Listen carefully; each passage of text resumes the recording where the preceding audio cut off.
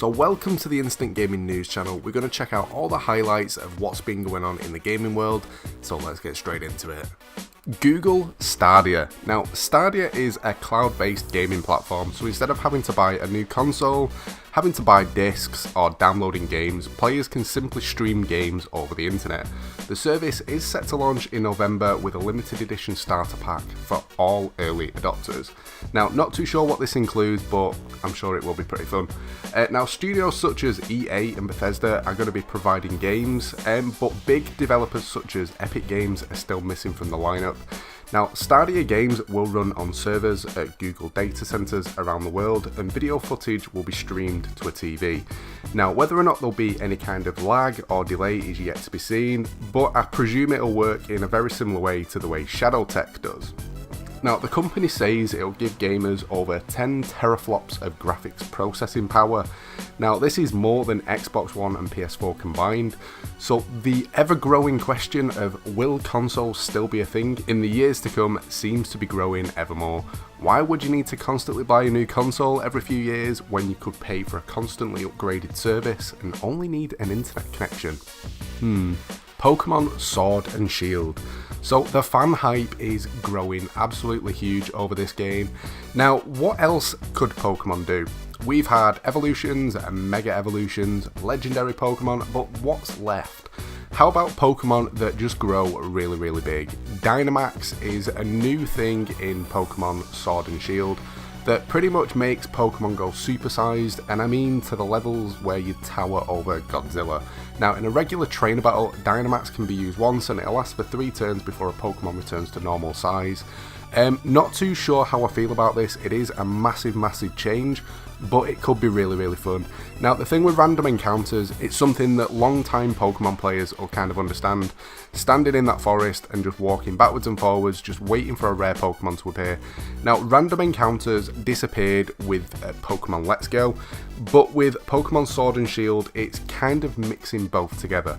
Random encounters are going to still happen in really long grass or places where you wouldn't be able to see a Pokemon walking around by an exclamation point popping up.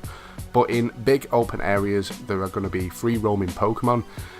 So it's kind of mixing them both together, which I think is a really, really good idea. I am going to miss those days of grinding out for that random encounter for a rare Pokemon, but now I suppose I can just sit and wait for it to walk on by. Bethesda at E3. Now, Doom Eternal was officially announced during Bethesda's 2018 E3 conference, so we're expecting to see some gameplay from there since the game is due to launch in July on all major platforms. We are expecting a brief update on Wolfenstein Youngblood. Now, this is actually going to be in our hands not too long after E3 2019 is over, so any form of update, bits of gameplay or any information would be awesome on this, but we'll soon find out. Now, the co-op shooter looks absolutely awesome. It takes us to a vision of the 80s where Nazis continue to occupy major parts of the world. Now, one thing with Bethesda, fans are hoping for any announcement regarding Starfield and Elder Scrolls 6. Now, unfortunately, Bethesda has confirmed that these games are not going to be coming to E3 2019. Fans are a little bit disappointed, but I'm sure they're going to have tons and tons of awesome news for us.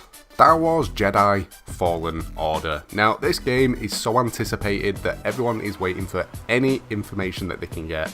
Now, EA actually released 3.5 seconds of gameplay for this game. It showed us the tiniest teaser of a single-player Star Wars game, and it was via a Twitter video, and it was as short as it could possibly be, but still, it's one of the most anticipated games to be coming to E3 2019, and I'm sure fans will take whatever information they can get at the moment. Batman Arkham's authors will not be taking their next game to E3. Director and co-founder Sefton Hill wrote on Twitter that the studio won't be taking anything to E3 this year. Rocksteady is clearly not ready to show off the new game. There are a number of rumours going around at the moment, and one of them seems to be that the game will be coming to next-gen hardware, so there's nothing to show off at the moment, but obviously nothing has been confirmed. Rocksteady created the Batman Arkham series. The latest installment, which was Arkham Knight, was released back in 2015. Batman Arkham Origins developer WB Games Montreal is also working on a new game, but this too is shrouded in mystery. Sad news in the gaming world. Starbreeze reduced its workforce by 60 people after Overkill's The Walking Dead struggle. Now, Starbreeze seems to be a struggling publisher. It's created games such as Payday 2, Overkill's The Walking Dead. It announced that it's going to be cutting around 25% of the total workforce in an effort to reduce cost and establish a long-term profitability. Now, the company said the layoffs are expected to be fully implemented in November 2019. I was really excited for the Walking Dead game when it was announced, and it was just a bit of a letdown. One thing that I can say positively though, the Payday series is one of my all-time favourite games.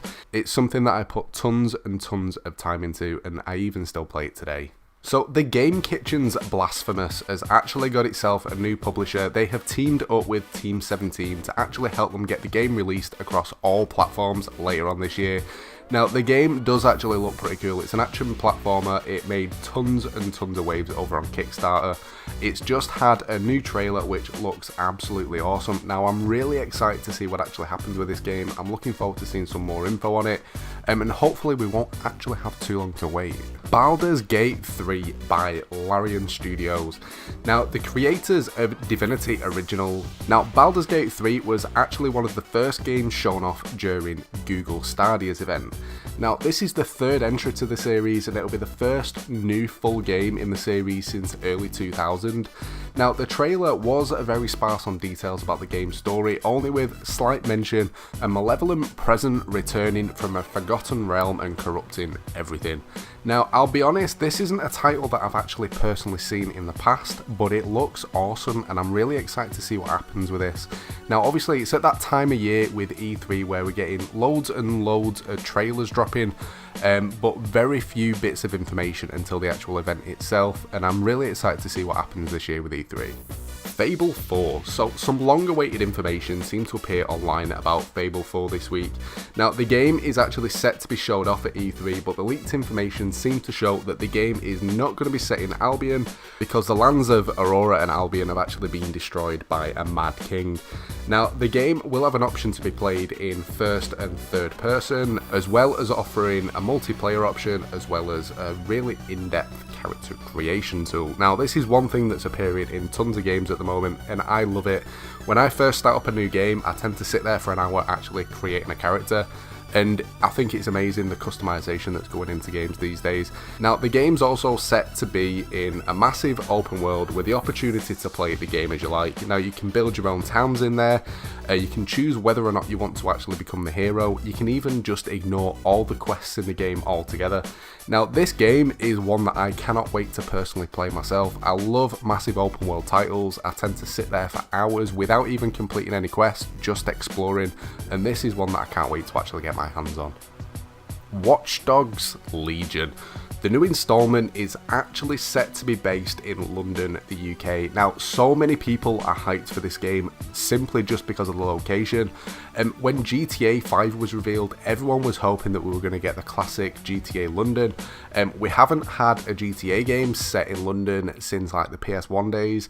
The fact that Watch Dogs Legion's doing it is just making me so excited. I love games that are based in my home country. Most games seem to go for like LA or New York.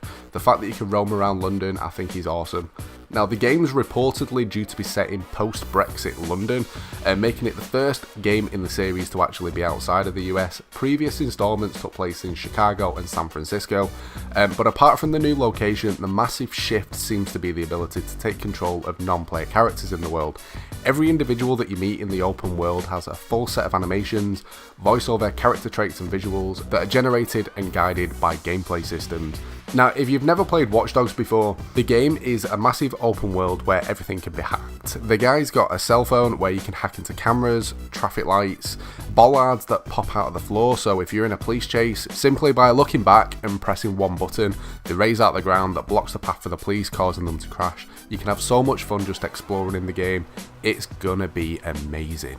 Now, finally, to finish up with, a retailer in China actually listed The Witcher 3 for Nintendo Switch.